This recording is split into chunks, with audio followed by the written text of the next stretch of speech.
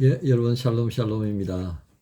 예, 성탄 이후 이제 월요일 성탄절 우리가 지냈는데요. 화요일, 수요일, 목요일 이제 오늘 3일째가 됩니다. 여러분 성탄의 어떤 느낌들을 유지하고 계신가요? 예, 기뻐하고 또 감사해야 할 성탄이 하루 이틀 지나가면서 그 감동이 식어지지 않았으면 좋겠습니다. 그런 의미에서 오늘 로마서 15장 7절부터 13절까지 말씀을 통해서 예수님께서 우리에게 오셔서 또 기대하시는 것이 무엇일까 함께 말씀 통해서 나누고 싶습니다. 15장 7절부터 13절까지 우리 함께 말씀 봉독합시다. 그러므로 그리스도께서 우리를 받아 하나님께 영광을 돌리심과 같이 너희도 서로 받으라.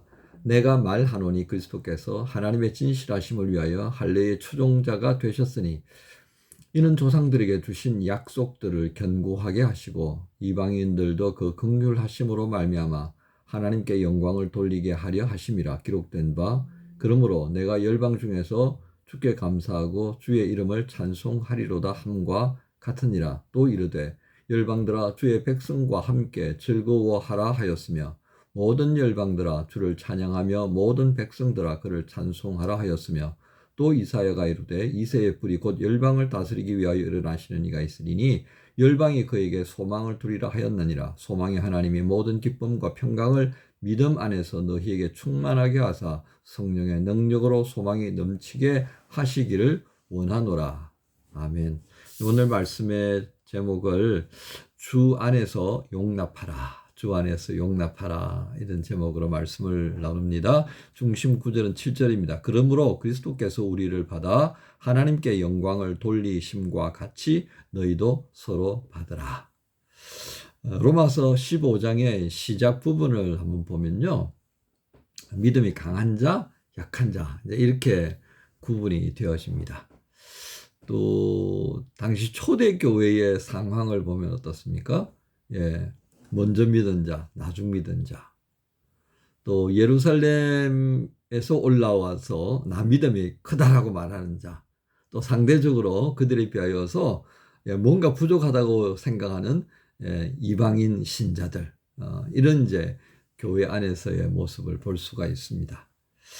그런데 이 두 부류는요, 시간이 흐르면서 서로를 비난하는 그런 상황으로 치닫습니다.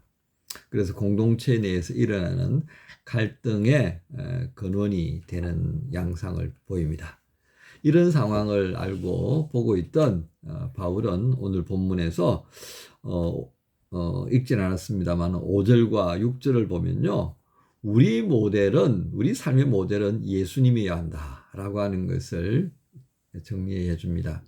왜냐하면 서로가 믿음이 강한 사람은 나를 따라야지 이렇게 이야기하는 거고요. 또 믿음이 약하다라고 분류되는 그쪽에서는 우리를 좀 배려해서 우리에게 맞춰줘야지 이렇게 되는 거다. 그렇죠? 그런데 바울은 그렇게 하면 안 된다. 믿음이 강한 자든 약한 자든 그 모든 공통 분모는 어디에서 시작되어야 되느냐? 우리의 신앙의 모델이 되어지고 우리 삶의 모델이 되는 예수님이 되어야 한다. 그래서 그분 안에서 우리가 한 마음과 한 입이 되어져서 예수님께서 하시고자 했던 그것을 우리가 또 대신하고 그러면서 하나님 아버지께 영광을 돌리게 하려는 것이 바로 가장 우리 성도의 또 예수님께서 하려고 했던 것들을 이어가는 거다. 이제 그런 내용으로 정리를 했습니다. 그리고 이제 7절에 와서 이렇게 하는 것이 예수님께서 우리를 용납하셨기 때문에 가능한 일인 것을 말했습니다. 그러니까 우리가 예수님께서 용납해 주지 않았다면 우리는 뭐예요? 하나님 앞에서 아직도 설 수 없는 존재들이라는 거죠. 그래서 하나님께서 우리를 용납하신 그것은 예수님께서를 용납하셨기 때문이다. 그래서 우리가 이제 하나님의 자녀가 되어졌는데 자녀들끼리 서로 믿음이 크니 작으니 뭐 출신이 어디니 이거 가지고 서로 비난하고 싸우면 이거 아니지 않느냐라고 하는 겁니다. 그래서 우리의 시작을 보자. 우리의 시작을 보면 예수님께서 우리를 용납하셨기 때문에 이게 가능한 거 아니냐. 그렇게 해서 우리를 용납하셔가지고 우리 모두와 함께 하나님께 영광을 돌리는 산 제물이 되는 것. 그것이 바로 예수님께서 하려고 하셨던 것이다. 지금도 하고 계신다. 그런 얘기입니다. 그러니까 8절에 내가 말하노니 그리스도께서 하나님의 진실하심을 위하여 할례의 초종자가 되셨으니 이는 조상들에게 주신 약속들을 견고하게 하시고 이방인들도 그 긍휼하심으로 말미암아 이렇게 말씀이 나가는 거예요. 즉 이게 무슨 말씀입니까? 8절에 있는 할례의 초종자가 되셨다는 거. 할례는 누가 정해준 거예요? 하나님께서 백성들에게 정해준 겁니다. 그런데 그 하나님이 성육신 하셔서 그 인간이 감당해야 될 의무까지도 몸으로 감당하신 거예요. 이게 뭘 얘기하냐 이거예요. 내려놓았다. 우리와 함께 계시면서 우리를 용납하시기 위해서 하나님께서 우리 사람에게 정해진 규칙까지도 그 예수님께서 다 감당하셨다. 왜? 우리하고 같이 되기 위해서. 자, 이게 이것만 있는 게 아니다. 그래서 여러 가지 말씀에 되어져 있는 것을 이제 바울이 다 얘기합니다. 성경에 이런 부분도 있고 이런 부분도 있고 이런 부분도 있고 이걸 다 모아보니까 결국 뭔 줄 아냐? 함께라는 거다. 함께. 연약한 자, 강한 자, 이방인, 안 이방인, 이 모든 사람들이 그리스도 예수 안에서 함께.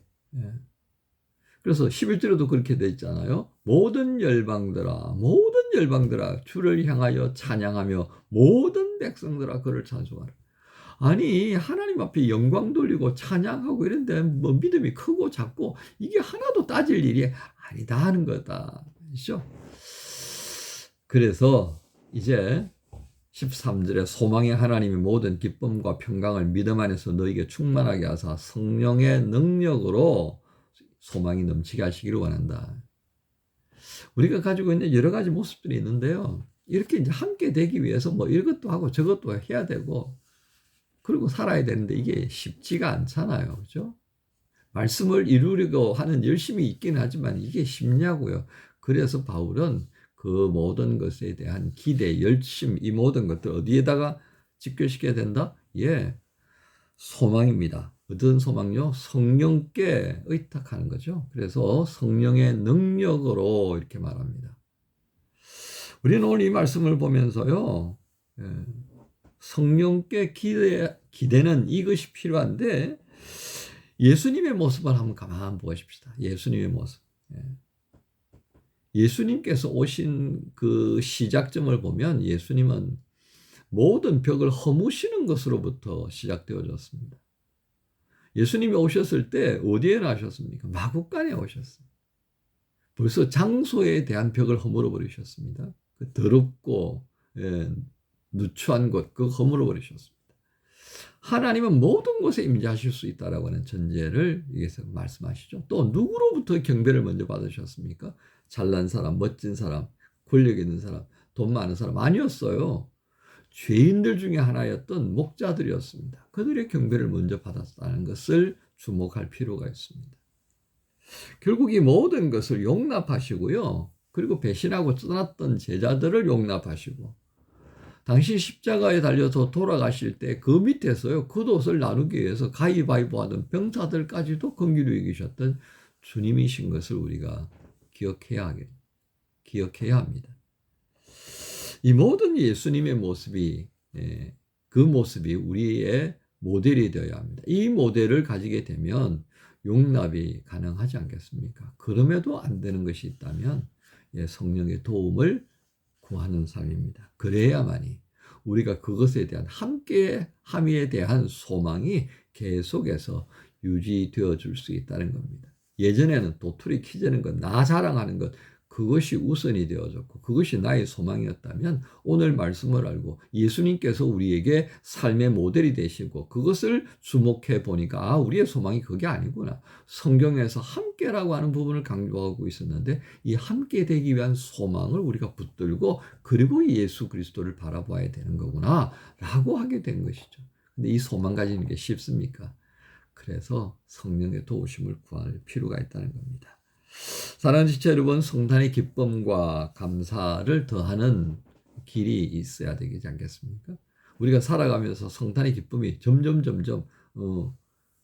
귀하게 여겨지고 그 감사가 더 귀하게 여겨져야 되는데 대림절 기간 내내 말씀드렸습니다만 바이나스 마트가 더 우리에게 매력이 있고 성탄절 어간에는 우리가 놀러 가는 것이 파티하는 것이 더 큰 이슈가 되어진다면 이거 크게 잘못되어도 잘못된 것 아닌가 싶습니다. 우리의 소망은 어디에 둬야 합니까? 용납입니다. 성탄을 통하여서 우리를 용납하시는 그것이 구체적으로 보여주었습니다. 그래서 땅에 평화가 되어야 됩니다. 땅에 있는 사람들 안에 평화로다. 여러분 이 용납이라는 단어가 매우 힘들다 여겨질 때 성령의 도우심을 구합시다. 그렇지 않으면 우리가 생으로 내 힘으로 막 이렇게 하다가 결국은 아무것도 용납하지 못하고 쓰러져 버리게 되지 않을까 염려가 됩니다. 오늘 말씀의 제목 주 안에서 용납하라.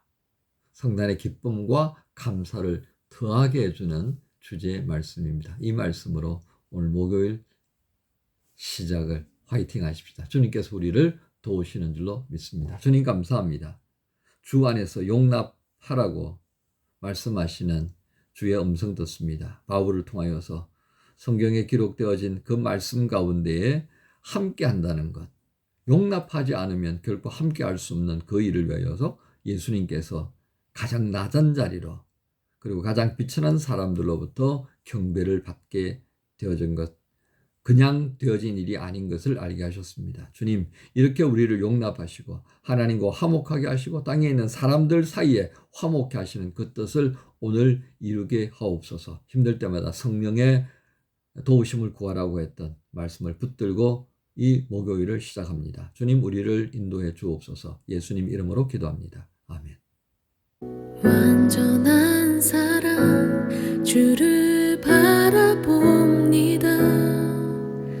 부르신 그곳 내가 달려갑니다.